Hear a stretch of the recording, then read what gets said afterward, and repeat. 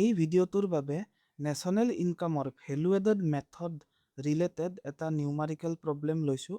কুৱেশ্যনত দিছে from the following data calculate net value aided at factor কষ্ট। That is আমি উলিয়াব লাগে উপাদান ব্যয়ত নিগুটি মূল্য সংযুক্ত।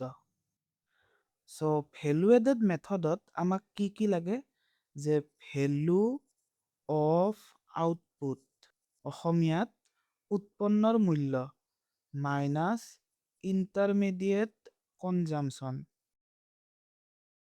ডেট ইজ মধ্যৱৰ্তী উপভোগ। চ' ভেলু অফ আউটপুটৰ পৰা ইণ্টাৰমিডিয়েট কনজামশ্যন মাইনাছ কৰিলে আমি পাওঁ যে ভেলু এডেড। আকৌ আমি ভেলু এডেডক কেনেদৰে লিখিব পাৰোঁ যে gross value aided at market price বজাৰ দৰত মুঠ মূল্য সংযুক্ত। আকৌ চোৱা যদি আমাক ডাইৰেক্টলি ভেলু অফ আউটপুট দিয়া নাথাকে তেনেহ'লে কি কৰিব লাগিব যে sales plus change in stock কৰিব লাগিব। আকৌ যদি চেঞ্জ ইন ষ্টক দিয়া নাথাকে তেনেহ'লে closing stock minus opening stock কৰিব লাগিব। কুৱেশ্যনত যি হিচাপত আমাক আইটেমছ দিয়া থাকে সেইটো হিচাপত ফৰ্মুলা আমি এনেদৰে বনাব লাগিব। চ' এই দুটা প্লাছ কৰিলে হ'ব ভেলু অফ আউটপুট বা উৎপন্নৰ মূল্য দেন ইণ্টাৰমিডিয়েট কনজামশ্যন। আমাক কুৱেশ্যনত কি উলিয়াব দিছে চোৱা কুৱেশ্যনত উলিয়াব দিছে যে NVA এট FC, কিন্তু আমি ইয়াতে ফাৰ্ষ্টত উলিয়াই ল'ব লাগিব GVA এট MP। এই ভেলুটোৰ পৰা কুৱেশ্যনত যি উলিয়াব দিছে date is NVA at FC সেইটো উলিয়াম। চ' কুৱেশ্যনত কি ইনফৰমেশ্যন দিয়া আছে এতিয়া চোৱা। ফাৰ্ষ্ট আইটেম দিয়া আছে যে price per unit of output that is per ইউনিটত চেলিং প্ৰাইচ 20 আৰু লগতে দিছে আউটপুট চ'ল্ড কিমানটা ইউনিটছ চেল হৈছে যে 1250। চ' এই দুটা ফিগাৰৰ পৰা আমি টোটেল চেলছ পাই যাম। ইয়াতে চেলছৰ এমাউণ্ট কিমান হ'ব যে 1250 ইউনিটছ ইনটু পাৰ ইউনিটত কিমান যে 20 কৰি then plus change in stock. ইয়াতে দিয়া আছে নে চেঞ্জ ইন ষ্টক দিয়া আছে। চেঞ্জ ইন ষ্টকৰ ভেলু নিগেটিভ ফিগাৰত দিয়া আছে মাইনাছ 500।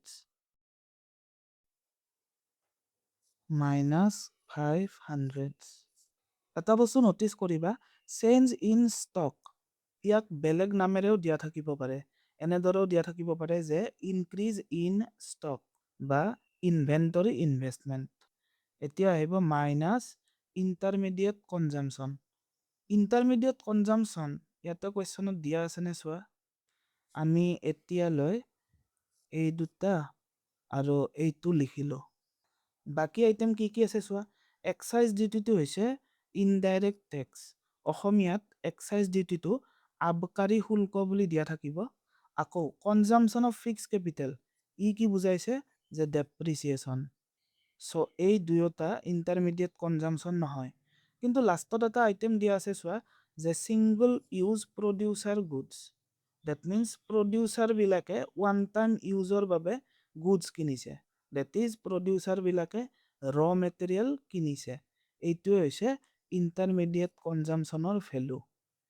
চ' ইণ্টাৰমিডিয়েট কনজামশ্যনৰ ভেলু হ'ব 6000। 1250 ইনটু 20 25,000 দেন মাইনাছ 500 আৰু লাষ্টত 6000। 25,000ৰ পৰা 6000 গ'ল 19,000 দেন 500 গ'ল 18,500। ডেট ইজ আমি gross value aided at market price পালোঁ 18,500। আমাক কুৱেশ্যনত কি উলিয়াব দিছে যে NVA at FC। Therefore net value added at factor cost is equal to year value আমি ক'ৰ পৰা ডিৰাইভ কৰিম GVA MPৰ পৰা। GVA MP গ্ৰছৰ পৰা আমি যদি নেট উলিয়াব লাগে তেতিয়া ডেপ্ৰিচিয়েশ্যন মাইনাছ কৰিব লাগে। কিন্তু এই কুৱেশ্যনটোত ডেপ্ৰিচিয়েশ্যন টাৰ্মটো ইউজ কৰা নাই। কি বুলি দিয়া আছে যে কনজামশ্যন অফ ফিক্স কেপিটেল বুলি দিয়া আছে। চ' কুৱেশ্যনত যি দিয়া থাকে সেইটো আমি লিখিম। দেন মাৰ্কেট প্ৰাইচৰ পৰা ফেক্টৰ কষ্ট উলিয়াব লাগে। এমপিৰ পৰা এফচি উলিয়ালে আমি কি কৰোঁ যে নেট ইনডাইৰেক্ট টেক্স মাইনাছ কৰোঁ। আকৌ যদি নেট ইনডাইৰেক্ট টেক্স দিয়া নাথাকে, ইনডাইৰেক্ট টেক্স আৰু ছাবচিডিজ ছেপাৰেটলি যদি দিয়া থাকে, তেতিয়া কি কৰিব লাগে যে মাইনাছ ইনডাইৰেক্ট টেক্স প্লাছ ছাবচিডিজ। কিন্তু এই কুৱেশ্যনটোত চোৱা, এই কুৱেশ্যনটোত আমাক ইনডাইৰেক্ট টেক্স এক্সাইজ ডিউটি বুলি দিয়া আছে। আৰু এটা বস্তু নটিচ কৰা যে ইয়াতে ছাবচিডিজ আমাক দিয়া নাই। চ' জাষ্ট আমি এক্সাইজ ডিউটি মাইনাছ কৰিব লাগিব। চ' মই ইয়াতে মাইনাছ আইটিৰ জেগাত লিখি দিছোঁ মাইনাছ এক্সাইজ ডিউটি। ছাবচিডিজ থাকিলে ইয়াতে প্লাছ লিখি দিলোঁ হয়।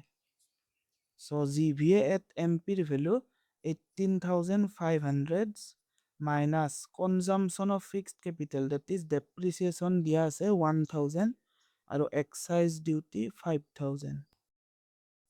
1,000 আৰু মাইনাছ 5,000। চ' 18,500ৰ পৰা 6,000 গ'ল, 12,500। কুৱেশ্যনত আমাক ফিগাৰবিলাক ক্ৰ'ৰ্ছত দিয়া আছে।